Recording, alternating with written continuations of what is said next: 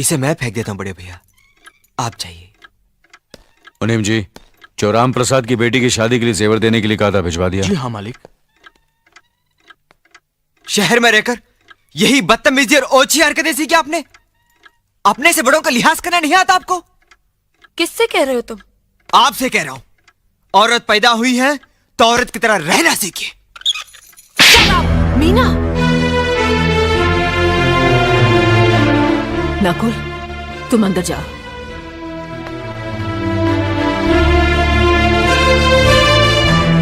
पागल हो गई हो तुम? औरत होकर एक मर्द पर हाथ उठाती हो? इतनी ऊंची घराने की बहू होकर ऐसी नीच हरकत, शर्म नहीं आई तुम्हें? कौन सा ऊंचा घराना? ये जहाँ सिर्फ एक आदमी राजा है और बाकी सब उसके गुलाम। मीना, चिल्लाइए मत। आप मेरी सास नहीं है। जिस तरह आप इस घर की बहू हैं, वैसे मैं भी हूँ। बहू हो तो बहू की मर्यादा में रहो। मर्यादा की रस्सी में तो आप जैसी जाहिल और गवार औरतें बनती हैं। मुझ जैसी पढ़ी लिखी मॉडर्न जमाने की लड़की नहीं। Uneducated idiots. Excuse me. I am not an illiterate. I am a graduate from the University of Allahabad. I am aware of the modernization of women, but I have not forgotten my culture, my customs, my traditions and my values. And most of all, I'll never ever forget that I am an Indian woman. Modern जमाने की औरत भी औरत ही होती है। उसे भी मर्द ही ब्याह कर ले जाता है, मर्द को ब्याह कर वो नहीं ले जाती। जमाने ख्याल और लिबास बदल देते हैं, औरत की शरीर की बनावट नहीं। लोग तुम्हारे ख्याल की लड़कियों को लज्जत का सामान भले ही समझते हो, इज्जत के काबिल कोई नहीं समझता। इज्जत आज भी उन्हीं औरतों की होती है जिनकी आंखों में हया हो, लाज हो, शर्म हो। हम नहीं कहते कि तुम बंदिशों में रहो, लेकिन अपने दायरे की सीमा को मत भूलो। लड़की जब अपने माँ बाप के घर होती है, तब उसके कांधों पर अपने ही घर की इज्जत का बोझ होता है। लेकिन जब वो बहू बनकर ससुराल जाती है, तब उसके कांधों पर एक नहीं, 2 परिवारों की इज्जत का बोझ होता है। आज जिस तरह तुमने नकुल को तमाचा मारा है, अगर उसी तरह उसका भी हाथ उठ जाता तो तुम्हारी क्या इज्जत रह जाती? कभी सोचा तुमने? क्या बात है?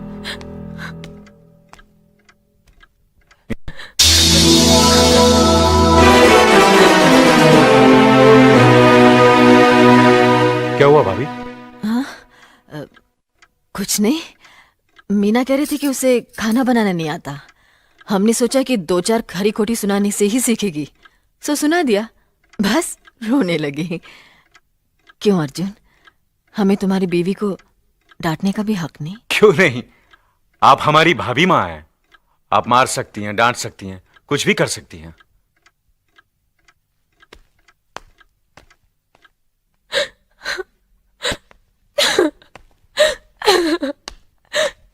मैंने भूल की जो मैं लोगों के बीच आ गई। मेरी तो इस घर में कोई इज्जत ही नहीं है। जब देखो तो सब मेरी इंसल्ट करते रहते हैं। मैं कब से रो रही हूँ, तुम पूछ भी नहीं रहे हो कि मैं क्यों रो रही हूँ। बेकार रो रही है तो कौन पूछेगा? अच्छा, तो मैं तुम्हारे लिए और इस घर के लिए बेकार हो गई हूँ। अरे बेकार तो तुम हो गए अपने परिवार के बीच में रहकर। मैं कब से बोले जा रही हूँ और तुम हो के सुन ही नहीं रहे हो। इंसान की चीख सुनकर लोग शुभ अशुभ का विचार करते हैं, लेकिन जब मेंढकी को जुकाम होता है, उसकी चीख की कोई परवाह नहीं करता। ये मत भूलो कि जब मेंढकी चिल्लाती है तो आंधी और तूफान आते हैं। आंधी और तूफान आएंगे तो उसका नतीजा तुम्हें ही भुगतना पड़ेगा। तो फिर ठीक है, अब मैं तुम्हारे साथ तब भी रहूंगी जब तुम मेरे साथ मेरे डैडी के घर रहोगे।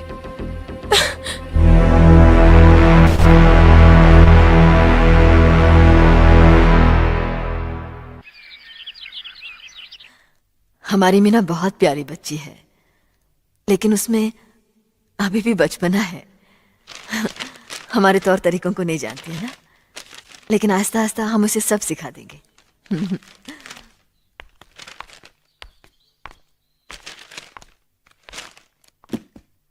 बड़े भैया, ये अपने घर जाना चाहती है। जाना भी चाहिए। 4-5 महीने हो गए, मायके की याद भी आती होगी इसे।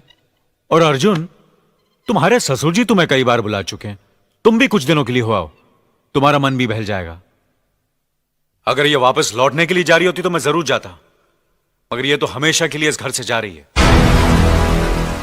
कैसी बातें कर रहे हो? अगर तुम दोनों के ख्यालात एक दूसरे से नहीं मिलते तो इस मामले को घर की चार दीवारी में बैठकर आपस में सुलझा लेना चाहिए। बहू शहर की पढ़ी लिखी लड़की है, उसे गांव की रीति रिवाज के बारे में क्या मालूम। यह तो तुम्हारा फर्ज बनता है अर्जुन कि तुम उसे हमारे तौर तरीके सिखाओ। सिखाने से कोई फायदा नहीं बड़े भैया, ये खुद को इस माहौल में डालना ही नहीं चाहती, इसलिए भेज रहा हूं। अच्छा, तो तुमने फैसला भी कर डाला।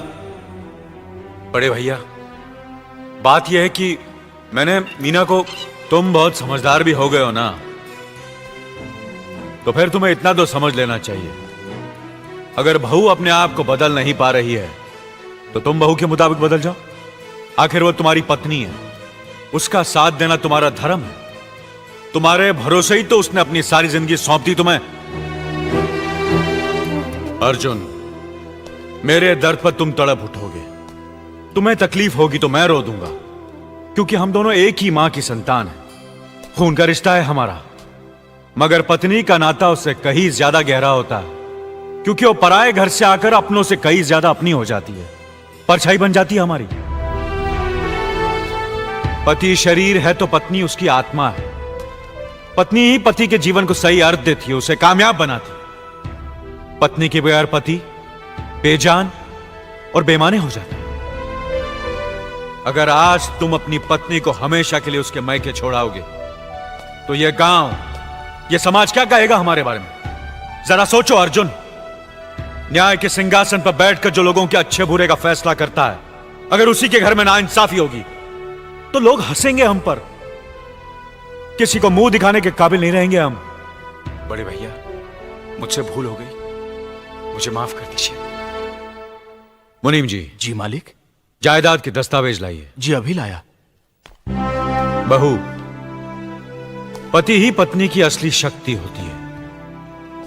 हमारे पुरखों ने कुल धर्म पत्नी के बारे में कहा है, जो पति के काम में उसकी मददगार हो, उसे अच्छी सलाह दे, जो दासी की तरह उसकी सेवा करे, मां की तरह उसे खिलाए पिलाए, लक्ष्मी का रूप हो और धरती की तरह उसमें सहन शक्ति हो, वही आदर्श पत्नी होती है। औरत की सोच मर्द का मुकद्दर बनाती है। वो जब बनाने पर आती है तो कुटिया को महल कर देती है, और जब बिगाड़ने पर उतरती है तो महल को मिट्टी का ढेर बना देती है। मालिक, ये जायदाद के दस्तावेज हैं।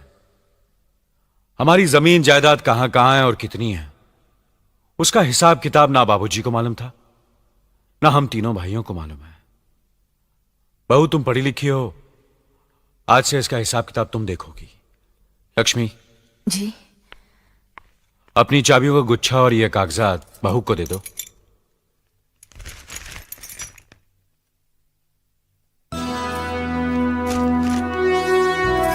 आज से तुम इस घर की मालकिन हो।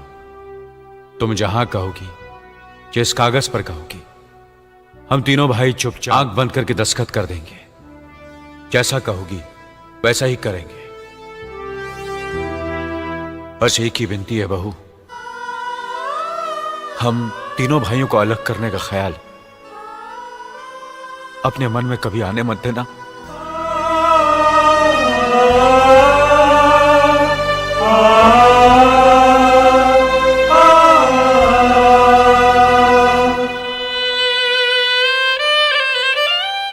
बहुत अच्छा किया तुमने बहू, बहुत अच्छा किया। इनकी आंखों में आंसू देखने की हमने सपने में भी उम्मीद नहीं की थी, लेकिन तुमने हमें दिखा दिया। बहुत अच्छा किया तुमने, बहुत अच्छा किया।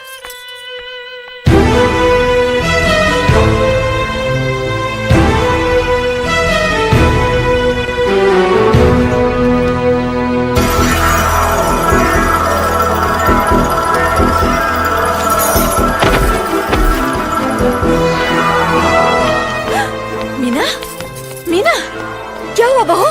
मीना, मनी जी जल्दी से डॉक्टर को बुलाइए।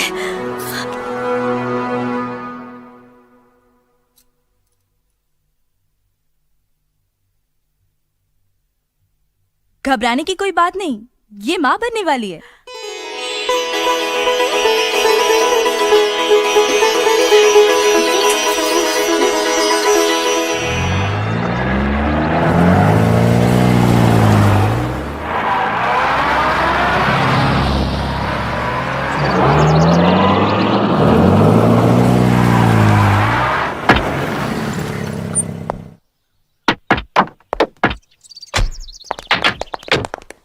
आप लोग यहीं ठहरिए, मैं ठाकुर साहब से मिलकर आता हूं।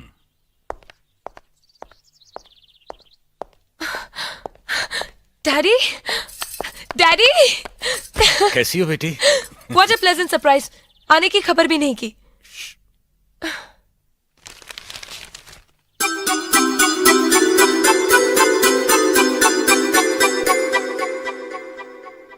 ठाकुर साहब, पाए लागू। समधी जी, आप अचानक यहां कैसे? तशरीफ रखिए, बैठिए ना। आपके बराबर बैठने की मैंने कभी गुस्ताखी नहीं की, तो आज कैसे करूंगा? बहुत दिनों बाद हम लोग मिल रहे हैं। कहिए, आपका कारोबार कैसे चल रहा है? आपकी कृपा और आशीर्वाद से ठीक ही चल रहा है। दिल्ली में इंडस्ट्रीज मिनिस्टर के साथ कब की अपॉइंटमेंट ली है? कल सुबह 11 बजे सर। इनकम टैक्स केस का? वकील ने कहा है कि 15 तारीख की हियरिंग में मामला क्लियर हो जाएगा। आज एक्सपोर्ट का माल जापान के लिए जहाज से रवाना हो जाएगा ना? जी हाँ सर। नमस्ते ठाकुर साहब।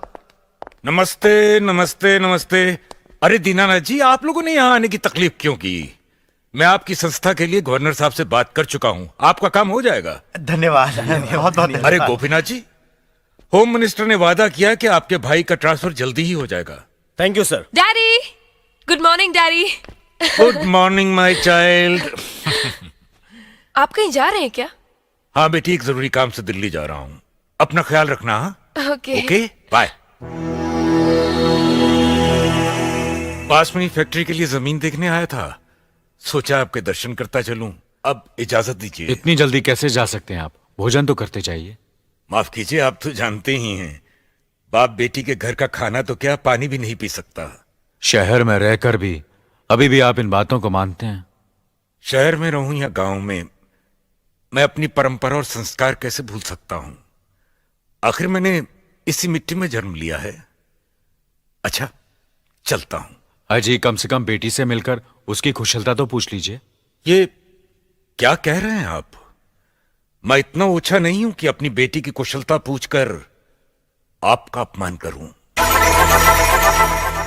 ठाकुर साहब, ये तो मेरी बेटी का सौभाग्य है कि वो इस मंदिर जैसे पवित्र घर में बहू बनकर आई, और फिर आपकी छत्र छाया में तो वो कुशल हो गई। राम राम। राम राम। बेटे, जिस तरह तुम मैके में चहकाती रही हो ना, वैसे ही अपनी ससुराल को भी महकाती रहना। जी।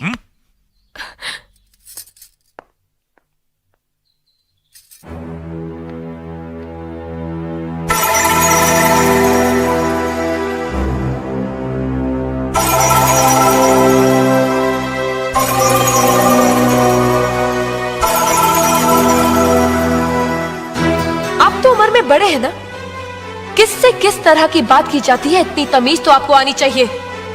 Minded, minded, minded. बड़े भैया, अरे? मुझे माफ कर दीजिए। क्या हुआ? मुझे माफ कर ये दीजिए। क्या कर रही हो? अपने पापों का प्रायश्चित कर रही हूँ। मैंने आप जैसे देवता का अपमान किया है, आपका दिल दुखा है, मुझे माफ कर दीजिए बड़े भैया, मुझे माफ कर दीजिए, मुझे माफ कर दीजिए, लक्ष्मी, मुझे माफ कर दीजिए बड़े भैया, बड़े भैया मुझे माफ कर दीजिए, मुझ पर इसे तरस संभालो खाकर लक्ष्मी। मुझे माफ मीना, कर दीजिए बड़े चलो भैया। उठो, तुम्हें ऐसे नहीं बैठना मुझे चाहिए, माफ इससे कर बच्चे पर असर दीजिए। पड़ेगा बेटे। मैं आपकी भी दोषी हूँ दीदी। आपने जेठानी की जगह माँ बनकर मेरी गलतियों को बर्दाश्त किया, और मैं अब भागन आपकी बेटी न बन सकी।